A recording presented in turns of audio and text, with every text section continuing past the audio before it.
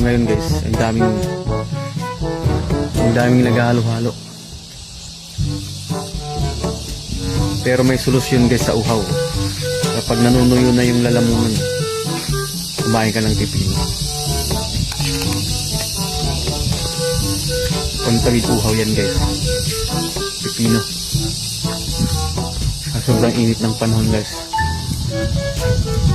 Naiwan kasi yung tubig ko,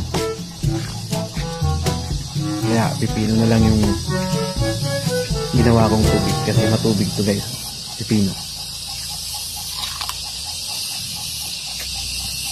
Andun sila guys sa may piso wifi.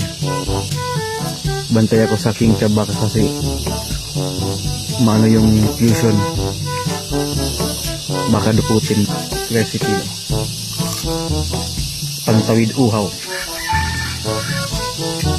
maganda kasi dito guys pag wala kang tubig.